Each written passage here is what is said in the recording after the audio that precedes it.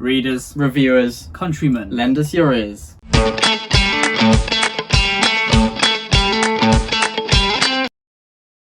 Welcome back to the Brothers Gwynne channel. Today we're excited to be doing another review. We're doing a lot more of these on the channel recently. It's what BookTube's about, Will. Yeah, and we just weren't doing it, which was weird. We were reading but not doing videos of reviews, but today we're going to be doing She Who Became the Sun. Wow. In unison. Like George and Fred Weasley.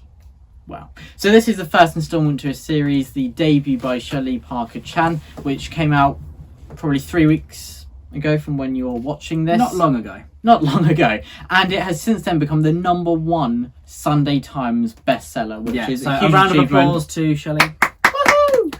And it Really is deserving. Yeah. Slight spoiler of what we're going to say in this review, but as always, we're going to keep to the structure that we always do. So we're going to start with saying the author overview, then a blurb about the book, then we'll get into characters, plot, prose. So I'll put timestamps in the description below if you want to skip straight to talk of the characters. So let's get into it. I'm going to start by giving an author overview of Shelley Parker-Chan. Shelley Parker-Chan is an Asian Australian former diplomat and international development advisor who spent nearly a decade working on human rights, gender equality and LGBT rights in Southeast Asia.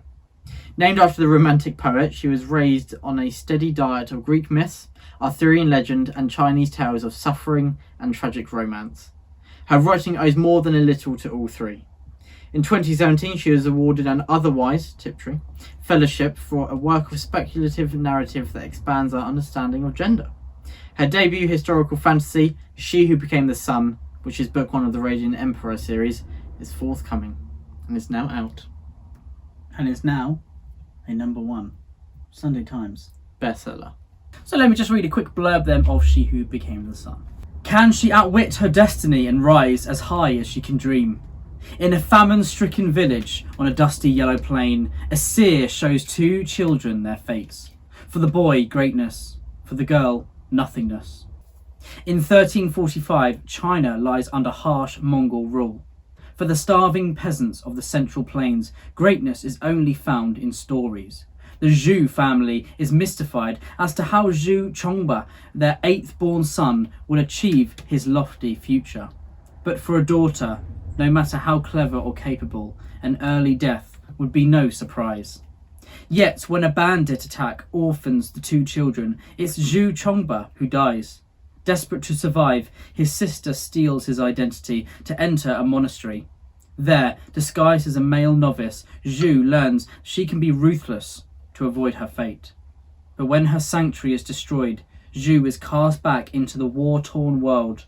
To change her ending, there's only one thing she can do: claim her brother's great destiny as her own. So it is described as a mix of Mulan and Song of Achilles. Yeah, I see similarities there. Definitely of Mulan. Definitely, I would care to disagree with Song of Achilles. Yeah, I'd guess a lot with the mythological inspiration, as we'll probably talk about as we get into the world building part of this. Yes, basically, just to get it out there, this is a historical fantasy. So if you've read David Gemmell, Lion of Macedon, Bear of the Nightingale, that kind of vein by Catherine Arden, that's it. Song of Achilles, I think they're saying that just for a bit of, like, you know, we say, this is like Game of Thrones, you have that in the back of the book. I see that it's kind of historical and it's kind of fantasy all mixed together, and it is in the real world, as it were. But I think they're very different. They're very different books. But let's go straight into characters then. We like to break our reviews down into small snippets. So characters, our favourite thing to read about in books. William? I thought that Shelley Parker-Chan takes a very unique approach to characters in this. We talked a bit about, in our Reads of July video, about how we thought about this. And at first it was a bit like, okay, what's this about? Because it starts very distant from the characters, as we'll talk about a lot more with Prose, and try and see how she did that and if this will be the kind of thing for you. But she takes a distance from the characters as they're established, and we have 2 central figures and then a smattering of other perspectives as well. Yeah. Sprinkling over everywhere, like cake, which this is. Lovely. Why would you sprinkle cake? Well, like sprinkles over cake. Oh, okay. So you don't pick up a Victoria sponge and just sprinkle it. Well, you don't. Maybe other people do, but anyway. What was I saying? Okay, yes, you take quite a distance from the characters, but as the story progresses, it slowly zooms in and becomes more and more intimate. And I thought that the payoff was really, really successful. Was very successful, because in the end it's such an intimate story and you know the characters, and in a weird sense it's quite real that when you first meet someone you do feel a bit more detached from them, because you don't know what their motivations are, you don't know what the subtext is, you don't know what they're striving for. But as you get further into the story you realise more and more, and they start as very mysterious figures, and whilst at the end they are still certainly mysterious and there's a lot we don't know, which I'm looking forward to find more out in the rest of the series that is to come, but you know them a lot more and you feel a lot closer to them. And I think that whilst at first we both talked about this as we read it, we were both like, oh, this is quite different. By the end we really did feel that attachment to the characters as well, didn't we? Yeah, so Zhu, the main character, I would say is a great character. Like William said, to start with, there's a distinct lack of thoughts, of internal thoughts coming off of the page. There are some, there might be a line here. It's not like increases as you go through. It's not like Joe Abercrombie where, the first thing you read about Glockter is, just a paragraphs and paragraphs of his internal dialogue. But yeah, you don't see too much of that from Zhu or any of the characters really towards the, at the beginning.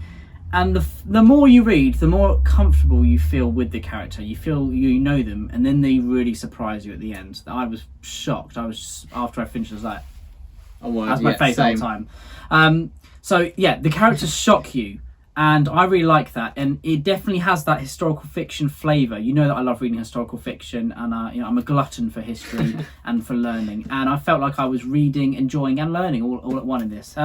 Now the other character, Uyong. I think you said Uyong. The O-U-Y-N-G. The eunuch general, who's actually on the Mongol side, so on the opposite side of Zhu. I think that was my favourite perspective, because of how different he is. And we were talking, weren't we, how William was saying he'd love to write an essay on how in books there are characters that... how would you describe I would say that you would expect them, because they're treated in a similar way, less than by society, that you to form an alliance. A kindred spirit through exactly. that. But in books, that doesn't happen. It's like, so if someone has a disfigurement and, they're treated badly, and someone else has a disfigurement, they don't know them, they get used to being treated in such a way, then they see the other person, it kind of reminds them of their self, so they don't like each other. An aversion for the other person. And I love how that comes to play in this, and we really enjoyed that. It's not a trope, is it? Because it's not. It has been used. I think it's psychological, It's a device that when we've thought, oh, that's quite cool. We've thought of a few other books, haven't we? Exactly. But I really enjoyed that. But anyway, the characters, it's really they're good characters. You don't get to know them as well as maybe some people might like, but by the end, you've got a good relationship with them, I would say, and your relationship of an understanding. And then they shock you, and you feel like you don't know who they are. But I like that. I really like that about them. But as William said, the camera starts off very far away from the character, and then you get to the end of the book, and the character and the camera is right up close. So I think of it in film terms,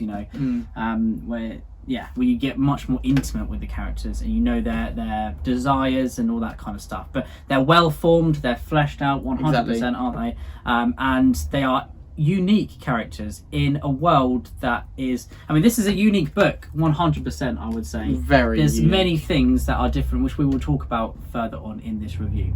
Yeah, and I'd also say that whilst there is a bit of a detachment from the characters, they do still drive the story.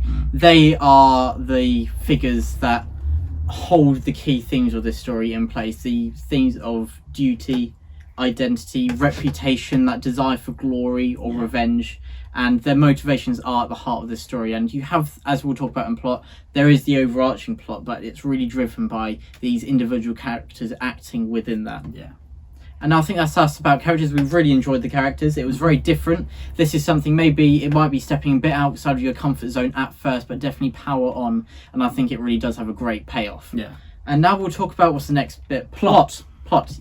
As we were just talking about. Yeah. It is inspired by the historical bedrock of what actually happened in the 14th century. Yeah, where the Mongol Empire was controlling China in the 14th century, and the Chinese people were trying to overthrow their Mongol government that were tyrants, that were treating them less than they actually are, treating them horribly, really. Now this has I think the plot has quite an epic feel, because it's two giant factions at war with each other, but the way it feels epic to me is that what the characters do changes the country as it were. Every action these characters do, they are at the center of this conflict, and there's big repercussions for every single decision, which to me makes it feel like an epic fantasy. Yeah. There might not be, there's a few battles, but it might not be like Game of Thrones kind of style, massive faction, you've got 6 factions against each other and this kind of thing. But it just feels like every decision has weight. Everything that characters do has a lot of weight. There are high stakes. There's a lot of talk about destiny. Bernard Cornwell will love this word. Bithful destiny, fate is inexorable. And it feels like these characters are carving their own destiny, and that is quite a running theme through the book, isn't there? But the plot, I like. It's not like groundbreaking or anything, is it? Where it's following that historical exactly events, isn't it? But there's a lot that in the forewords Shelley Parker Chan said that she's kept to these historical events, but she's added parts, she's moulded them slightly to allow more characterization. So it's not 100% historically accurate, but it's based on the facts. And I think that means that exactly it's not going to be groundbreaking. But I think that is still very interesting and engaging, and because of the characters that we talked about before, are very unique, thrust into the scenario. There's enough twists, aren't there? Make your ears fall off. Tension through the roof. And I think, as you're saying about it being epic, a lot of it is that it's in the sense that it's still believable, because it's more that an action from one character will affect the other perspective who's on the other side, and because it's affecting the entire book, it makes it feel a lot grander than perhaps it is. So it adds that epic feel while still having that believable nature to it, which I really enjoyed. That really well struck balance on the scales of being fantasy and historical fiction. As we'll talk about in the world building later on, it is low fantasy, but we'll talk about that more later on. I don't want to be repeating myself. So is that everything about plot, Ed? Yeah, let's move on to the next one. And so now the next segment is prose, and we said we'd talk more about this when we were talking about characters and that distance that originally Shelley Parker Chan strikes with the characters and the prose. And I think it's that idea, getting into a bit more geeky stuff and a bit you said earlier the lack of talking of internal monologues or dialogue. I can't speak again. I'm having this. That lack of the internal monologue, the internal thoughts, I think that really distances you from the character first, but it adds a mystery. And I think that the prose is very accessible and easy to read. So you at first feel like a spectator just sitting there, and it's just so easy to just go from one page to the next. With the plot, as we said before, there is the wider arcs, but what dominates is the smaller individual arcs within that. And so at a lot of the time there's not huge events going on, but it's still entertaining and interesting, and I attribute a lot of that to the prose. I think that is it feels very refined and economic, doesn't it? That I feel like Shelley Parker Chan spent a lot of time, either it comes to her very naturally or spent a lot of time working on that prose, because it does seem like quite an established and experienced author right from the go, doesn't it? I'm actually going to disagree, Will. Well, not disagree, but I'm going to say that it took me quite some adjusting to get used to Shelley Parker Chan's prose, because it felt so stripped back for me that I was wondering a lot of the time. I was, thinking of more. I was asking myself questions a lot as I was reading this. And I was rereading passages just to make sure that even though it's stripped back, I was trying to absorb as much detail as possible. Now, what I probably would want more is a bit more detail, but that's not a bad thing at all, because by the end, like you say, it was really easy to read. I just needed to adjust. It seems like that's the intention. And me saying it's stripped back is not a bad thing whatsoever. It's just different. It's different. So when you read Cormac McCarthy, it's different to what you're usually reading, because there's no one else who writes like that. Shelley Parker Chan, to me, no one else writes like her. Very unique style, for sure. Very unique style, and it feels like it moves very quickly because there's no fat. It is very economic, like you said.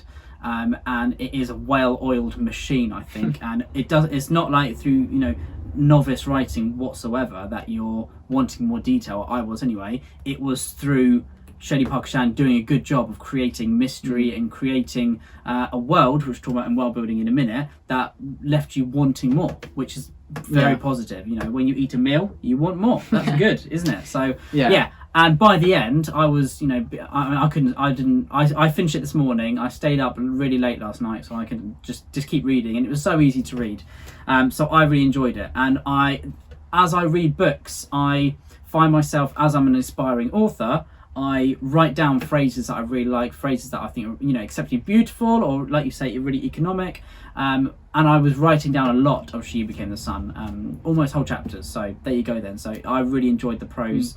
Even though it took me some adjusting at first, I thought this is very nice. Yeah, I guess it's one of those things, isn't it, that clicks with some people and doesn't with others, and it's up to the reader to see if that's for them. But I think that it's definitely intentional. As you said, still feels like an experience. Because when the character decisions later on surprise you, that's why. Because if you knew them from the start, you'd come to expect it. Exactly. And so that's what I said about the characters. At first, we were both like, whoa. But the payoff is worth it. Yeah, absolutely. Yeah. On to the next one then, and that is combat. No, world building actually. So we'll talk about the world building. It's okay. As we said before, idiot. I'm the one who writes everything down, and Ed's the one who... You're more naturally talented. I have to have it all written down. So naturally talented, are you on about? Orally. You know, William. Yeah, but anyway, I have it written down. We work very differently. William has all of his notes, and I just go off the cusp. This is why I watch one of our videos after, and I say, "Why didn't I mention this?" And then I'm like, "Yeah, I'm going to make notes next time. I will next time." Did you do it? He did. I actually made notes, but I haven't read them since I wrote them. So. Well, okay. Well, let's talk about the world building. As we said before, this is set in a historical China in the 14th century. I think it starts 1345. Or you think, or you 46. double checked before you said No, I that. promise I didn't. Yeah, 1345, William. And then ends in like 56 or 54. Yeah, in the 11th around around that time. So I think we've got around a decade encompassed in this story. Yeah. And as we said, this has actually really piqued my interest in the historical period. Yeah. I loved 100%. Bear and the Nightingale and that trilogy, and that was also about the Mongol Empire being overthrown. And whilst we don't know if they are overthrown in this, it's the conflict between the Mongol Empire and their vassals, their subjects, that they had this elitist system in subduing, but obviously generation over generation, more and more uprisings. And I think that the clash of cultures is really interesting, and the political figures, I think there's the saying that no good man can ever lead a great country to victory. And you can see that all the leaders are bad people, and they do terrible things. They're driven by their own ambitions. Even on the good side. Basically, you see that you do sympathise with the enemies of the Mongols, but also they are terrible. They are ambitious. They're self-serving people, and they each have their huge personal flaws, don't they? And I think it's something that really intrigues me, that dichotomy of ideas between the different cultures, and something that She Who Became the Sun, I think it balances very well, this world building alongside the characterization. As we said, we want characters to be at the heart of a story, and I think that the world building is really used to flesh out these characters, and a lot of the characterization is a result of everything going on around them. And whilst in She Who Became the Sun, we're in a small area of China, we explore a bit, we go to different major cities, I think that it does feel really different because of the different types of people that are there, even though you're not exploring on a global scale. Yeah. So I found the world building really fascinating. Yeah, I mean, talking world building, this made me, because it's historical fiction meets fantasy, it made me want to research the period a bit more. And our good friend Kareem Mahfouz, who will be an amazing author one day, is researching the Mongol Empire. And I remember buying a few books, seeing him posting pictures. And someone posts pictures and you just want to go buy the books that they have because they look so nice. So I've got a few books on Genghis Khan and the Mongol Empire, so I'm going to need to ask Kareem some other suggestions, because I really want to find out more about this period of history. And Kareem, you should definitely check this out, because this will be really good for your research.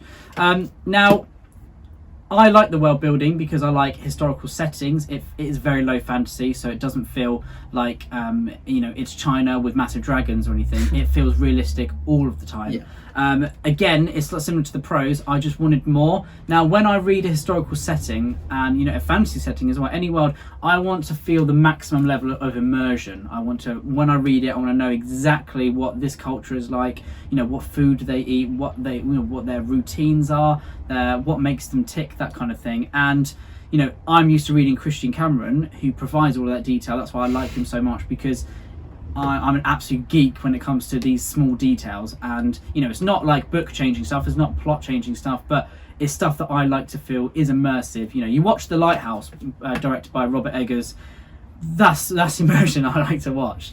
So books, I want to have that level of immersion. I think with She Who Became the Sun, I just wanted more. And I'm not like other readers, because William, you're not exactly like that with historical details, are you? You like the broad overview, but you're not like, I want to know what type of velvet they wear. At times I am, but I think that with this in particular, something I enjoy in historical fiction, having that layer where you can go into that, but also I'm happy for there to be a bit less detail because I can research it afterwards. Yeah, you know, but again, I just wanted to, know about the specific type of swords, the specific, what hairstyles they would have, and all this kind of stuff, all the clothes and all whatnot. So, and the way different people speak, that's why I like Joe Abercrombie stuff so much, because even though it's not historical, he makes it feel like each faction, each group of people speak in a different way. And you can see some of that here. I just felt there was more potential, but that's just me. World building there, apart from that, I really loved how the Mongols were different to the rebel faction, the Red Turbans. I particularly enjoyed General Ouyang's perspective and seeing his side of the war. Was just so much fun. Not fun. Not fun. And I was also going to say in the foreword, you should definitely read that before you go into I think in the American version it has it at the back, doesn't it? Oh, does it? I believe. I'm not completely sure, but I know this is at the front. But the foreword did help because Shelley Parker Chan kind of establishes the class divide as well, which does become quite important. It does talk about that in the story, but it's really interesting knowing that from the start. Like, I think they're called the Nanren people of the South, and they are looked down on as and the Hanred, isn't it? But the Nanren are looked down as the lowest of the society, and that does play quite a major feature into the story. Absolutely. And so I think it's very interesting, that class divide. And that's something that really intrigues me specifically. Very nice. Now on to... Now we're on to action. Now I'm correct. So, She Became the Sun. Action is not the point. Action is not the purpose of this. A lot of violence. When someone stabs someone. Yeah, a lot. Do you think he got the point? But you've said that so many times. Waiting. But I had to jump in. Dad joke? Incoming. Again. So, yes, it's not the point, it's not the purpose, but we do get our fair share of brutal violence. I think it actually surprised me how brutal this was. I wasn't expecting it. I don't know, I feel like I can't really pinpoint it, but there seems to be quite a mythological fairy tale feel to this, and so when some of those brutal events came to pass, I was a bit like, whoa. Exactly. Whoa. Put it down for a second. Okay, what just happened? I won't go into this. Is a spoiler free review, so I won't go into exactly what they are, but I feel like they are inspired by the actual historical events, which makes it even more poignant. Very poignant and very disturbing in some senses, but not in a sense that makes you want to stop reading. It's something that really drives the point home. Oh my word, again, I didn't even mean to do that. Brilliant. But again, I think that action, you don't come to read this for the action. I don't think you should either, because I think if that's your sole purpose for reading, which I don't think there's people out there just for the action, but if you come expecting that, don't. Basically, there's a few bits. There's a duel, which I thought was really well done actually, and because it's with two central figures, it was like, well, what's going to happen? And the stakes again were very high. It's driven more by, I think that it does very well driving characterization forward of action. But again, I think that Shelley Parker Chan, I think she skims over it a bit because because I think there's much more. It's not like he twisted his wrist and parried the sword. And, no, it's not about flashy stuff like that. It is very to the point, like you said. But it is, it's just get on with it. Let's crack on with that bit. The action is used for the impact of, for the consequence of the action, rather than I'm gonna have a really cool sword fight here. No. But Shelley Parker Chan's grasp of the tactics and the battle writing and the epicness of the cat and mouse stuff is really well done, and it felt very realistic in that sense. Yeah, I was going to say, I forgot about that. Technology completely. Comes into play with not just it's not just hand to hand action. It's battles, units versus units, and tactics and technology really come into play a massive part, don't they? Yeah, I was going to say, I almost forgot to mention that. In a lot of books, we see the action but don't really get the background of it, or the strategy, the preparation. Yeah. And I think that's the bit of the action that Shelley Parker Chan does best. The tenseness of that feeling that the conflict is about to happen. The scope is very good. Exactly, and I think that the preparation for the battles, the strategies, seeing different people's reactions is quite interesting as well, because it leads into their characterization. Very nice. Right then. So I think that's our overall review. We'll give our summary thoughts now before we finish So up. 2 stars out of 5. Oh yeah, No, I'm obviously. joking. No, it was a 5 out of 5 for me. I thought that this was a really unique story. It might take 50, 60 pages to really come to grips with the style. Some people might be a bit sooner. I was a bit sooner, I think.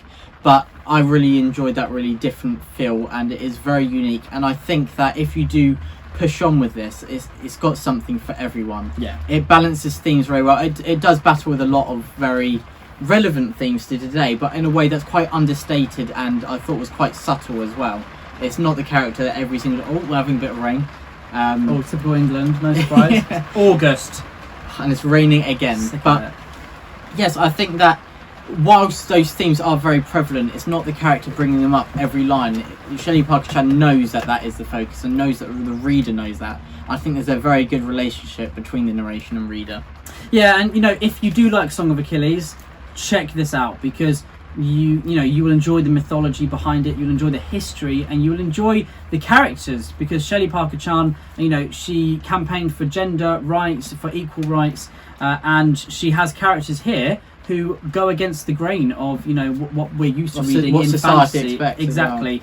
And the relationships are at the forefront of this, and the characters will surprise you. You will become attached with them, but they will surprise you, and they will hurt you as well. Absolutely. So there's a lot to love here. This is going to tick a lot of people's boxes, and no wonder it's #1 Sunday Times bestseller, because the cover's excellent, the author is fantastic, she's a great person, and the writing is brilliant as well. So go check out She Became the Sun, because it's a pretty wonderful book. It really is, and definitely something that is going to be, I think, quite a phenomenon, and one of the books of the year. So that's all from us.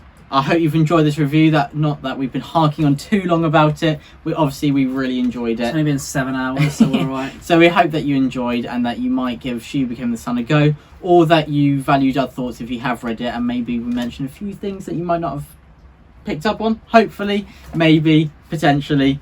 But for now, truth and courage, the Brothers Gwynne. Truth and courage, stay safe, from the Brothers Gwynne.